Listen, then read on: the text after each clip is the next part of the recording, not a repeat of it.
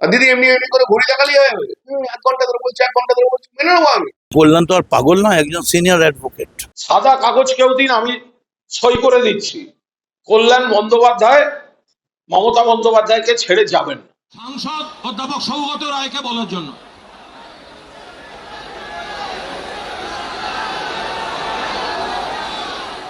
Classic सिनेमार नाम धार करे বলাই যায় कल्याण बनर्जी को गुस्सा क्यों आता है। কর্মীরাই আগামী দিনে নেতা ঠিক করবে, সেই নেতাকে তৃণমূল কংগ্রেস মমতা বন্দ্যোপাধ্যায় তাকে ঠিক রিকগনাইজেশন দেবে। কে নেতা স্বীকৃতি নিয়ে কালীঘাট তৃণমূলের 21শে মঞ্চে নিজের মতামত জানাচ্ছিলেন কল্যাণ বন্দ্যোপাধ্যায়, কিন্তু নিজের স্বীকৃতিতেই কি টানাটানি পড়ে গেল। যে লড়াই করে তাকে স্বীকৃতি দিতে হয়, সর্বসমক্ষে সেই স্বীকৃতি দিতে হবে। ভাঙনের তৃণমূলে তিনি এখনো ঘোরতর মমতাপন্থী।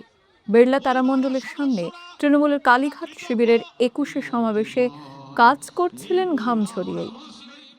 আমি আপনাদের অনুরোধ করছি, শেষবারের মতো অনুরোধ করছি, আমি নিজে ওখানে গেছি, কিন্তু আপনারা ওইখান থেকে রাস্তার উপর থেকে সরে দাঁড়ান। চলছিল সব ঠিকঠাকই, তাল কাটল বক্তব্যের সময়। শোভনদেব চট্টোপাধ্যায়ের পরেই তাঁকে বক্তব্য রাখতে অনুরোধ করেন কুণাল ঘোষ। বলতে শুরু করেন কল্যাণ। এরই মধ্যে পৌঁছন অভিষেক বন্দ্যোপাধ্যায়। খানিক পরেই আসেন মমতা বন্দ্যোপাধ্যায়। কল্যাণ তখনও বক্তব্য রাখছেন। বক্তব্য শেষ করার পরেই দেখা যায় তাঁর সঙ্গে মমতা বন্দ্যোপাধ্যায়ের বাদানুবাদ চলছে। তখন বক্তব্য শুরু করেছেন সৌগত রায়। এরই মধ্যে কল্যাণের গলা শোনা যায়, দেখুন না আমি কতক্ষণ বলেছি। ঠিক তারপরই মঞ্চ ছেড়ে বেরিয়ে যান তিনি। এবার আমি যখন নামছি তখন দিদি খুব অত্যন্ত অসম্মানজনক ভাবে আমাকে বললো, 1 ঘন্টার উপর বক্তৃতা দিচ্ছি, ভীষণ অসম্মানজনক। তো আমি বললাম, আমি আপনাকে এসব কথা কে কানে দেয়? পাশে তখন অভিষেক আর শোভনদেব বসে রয়েছে। আমি উঠেছি 12টা 50-এ, এখন বাজে 1টা 10। 1 ঘন্টাটা হলো কোথায়? 1টা 10-12, তার মধ্যে 10 মিনিট ওখানে চলে গেছে। না আরো অনেক বক্তা আছে, আমার কেউ তো আমার বলেনি যে লিস্টে তো কারো বক্তার নাম আমাকে কোনো তো বলেইনি, তাহলে তো তারাই দিতে পারত। এই ঘটনার পর থেকেই যেন রাজনীতিতে বেসুরে বেজেছে রাগ কল্যাণ। তবে রাগ ঠিক কার উপরে?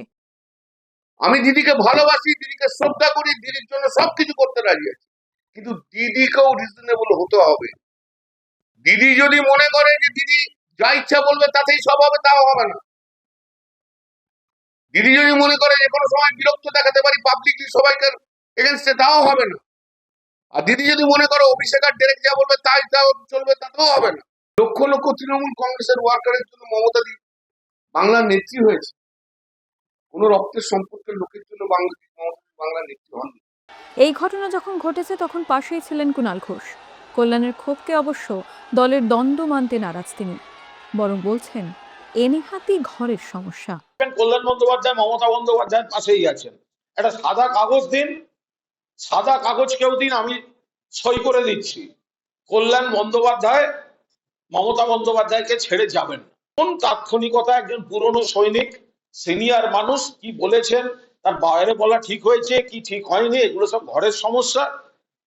এর সঙ্গে তৃণমূল কংগ্রেস মমতাদির নেতৃত্বে গতকাল যে বিপুল জনসমর্থন, কর্মী সমর্থন মমতা বন্দ্যোপাধ্যায়ের প্রতি যারা দেখিয়েছেন, তার মধ্যে কল্যাণ বন্দ্যোপাধ্যায়ও অন্যতম। ভাগাভাগির 21শে সমাবেশ করেছে তৃণমূলের ঋতব্রত শিবিরেও। কোন শিবিরের সমাবেশে ভিড় বেশি তা নিয়েও চলেছে আলোচনা। তারই মধ্যে কালীঘাট তৃণমূলের বক্তব্য বিভ্রাট নিয়ে কি ভাবছে ঋতব্রত শিবির? কল্যাণ ব্যানার্জি একজন সিনিয়র এমপি, 3বার এমপি হয়েছেন, এমএলএ হয়েছেন। রাজনীতিতে বয়স্কদের, সিনিয়রদের একটা সৌজন্য থাকা উচিত। সিনিয়রদের জন্য আস্তে আস্তে একটা করে বেঞ্চ করে দেওয়া উচিত যত দিন যাবে, কারণ অল্প বয়সী ছেলেমেয়েরা যারা আসছে তারা এসেই যদি 5বারের 4বারের এমপিকে অপমান করতে শুরু করে তাহলে তো মুশকিল হয়ে যাবে। দল ছাড়েননি বটে, তবে অভিষেকের ওপর কল্যাণের অসন্তোষ নতুন নয়। বিধানসভায় দলের হার ও পরবর্তী ভাঙন নিয়ে তৃণমূলের তথাকথিত ক্যামাক স্ট্রিট লাইনের বিরুদ্ধে একাধিকবার মুখ খুলেছেন। অভিষেকে তার অনুরাগ এখনো যে নেই তা যেন বোঝা গেল রাগের ছোঁয়ায়। তো অভিষেক আসার পর সারা মঞ্চ ঘুরে বেড়ালো, হাততালি কুড়ালো। তো আমাকে তো 5-7 মিনিট তো আটকে থাকতে হয়েছে, 5-7 মিনিট। এখানে যাচ্ছে একটা বক্তৃতা দেওয়ার সময় ওভাবে করতেও নেই, সেটাও একটা নর্মাল কাটছি। বক্তৃতা শেষ হয়ে গেলে ঘুরুক না। একটা যখন কেউ বক্তৃতা দিচ্ছে তার মধ্যে বক্তব্যের মধ্যে ডিস্টারবেন্স জানতে হবে। আমার পপুলারিটি কতটা সেটা দেখানোর জন্য তার তো সেই জায়গাটা তখন নয়। অভিষেক বন্দ্যোপাধ্যায় অত বড় লিডার তো 2 মাস 2.5 মাস ঘুরলো না কেন? শোভনদেব চ্যাটার্জি অত বড় লিডার ঘুরলো না কেন? দিদির কথায় যারা অত বড় বড় লোক তারা ঘুরলো না কেন? আমি তো ঘুরেছি সমস্ত রিস্ক নিয়ে। এসব তো ওয়ার্কারদের যেখানে যেখানে বেশি রয়েছে সেখানে আমি যে তাদের সাহস ঢুকিয়েছি, এটা তো মানতে হবে একটা জায়গায়। বেসুরে বেজেছেন আগেও, তবে দল ছাড়ার বান্দা তিনি নন। গত 2 মাসেও বলেছেন, কাজেও করে দেখিয়েছেন। কিন্তু এবার হাটের মাঝে মতবিরোধের পর কি সিদ্ধান্ত নেবেন কল্যাণ? মানুষও জানে আমি এই লড়াই করি, বিজেপির বিরুদ্ধে লড়াইটা আমি করব এবং দলের থেকে করব। এদের মতো আমি নই যে 80 জন চলে গেছে বা 20 জন চলে গেছে, দরকার হলে দলের মধ্যে ঝগড়া করেও করবো।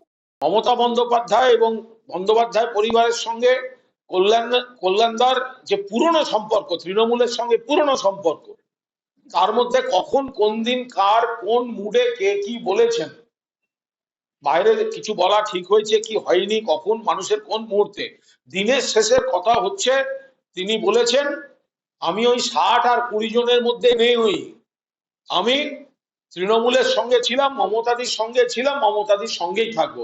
21-এর সমাবেশে মঞ্চেই রাগারাগি।